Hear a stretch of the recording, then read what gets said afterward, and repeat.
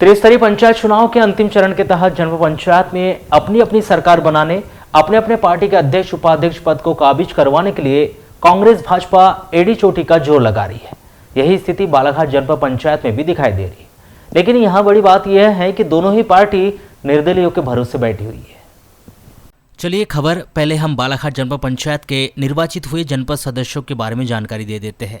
25 जनपद सदस्य वाली बालाघाट जनपद पंचायत में अब तक जिस तरह से कांग्रेस भाजपा, पूर्व सांसद कंगर मुंजारे समर्थित सदस्य और गोंडवाना गणतंत्र पार्टी ने जीत का दावा किया है, उसके अनुसार कांग्रेस पार्टी समर्थित 10 जनपद सदस्य, 9 भारतीय जनता पार्टी समर्थित जनपद सदस्य, 3 पूर्व सांसद कंगर मुंजारे समर्थित जनपद सदस्य और 2 गोंडवाना गणतंत्र पार्टी समर्थित जनपद सदस्य इस चुनाव में जीत गए।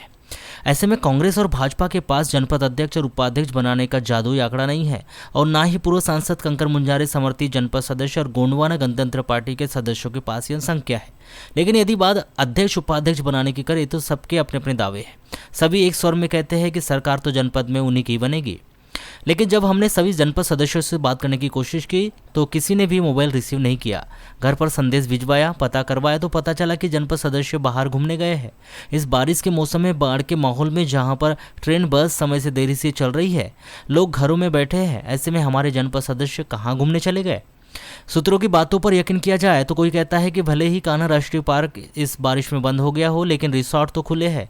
सबके पास सबसे बेहतर, सबसे सुरक्षित, सबसे संरक्षित वही एरिया है जहां पर जनपद सदस्यों को घुमाने के लिए ले जाया गया है। रिमझिम बारिश, हरियाली के बीच शांत माहौल में बंद कमरे में बैठकर चर्चाएं चल रही है। तो वहीं कोई कहता है कि भैया जनपद सदस्य तो चुनाव जीतने के बाद शिरडी गए हैं, उनकी मनोकामना जो पूरी हो गई है। जनपद सदस्यों को कान्हा राष्ट्रीय पार्क के रिसोर्ट पर रुकवाने, शिरडी घुमाने की बात थोड़ी बहुत भी सही लगती है, क्योंकि बीते दिनों बिरसा में एक भाजपा समर्थित जनपद सदस्य का अपहरण किए जाने की बाकायदा नामजद रिपोर्ट तक दर्ज करवाई गई, जिससे यह बात तय हो गई है कि बिरसा के साथ साथ अन्य स्थानों पर भी इस तरह के उठापटक की राजनीति चल रही है।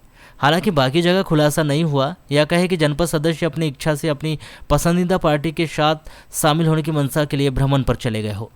मामला चाहे जो भी हो, लेकिन जनपद सदस्य अपने घरों पर नहीं है। दोनों ही पार्टियों ने गठजोड़ की राजनीति शुरू कर दी है। देखना अब यह है कि आगामी दिनों में बालाघाट जनपद पंचायत में किसकी सरकार बनती है, कौन किस पर भारी पड़ता है।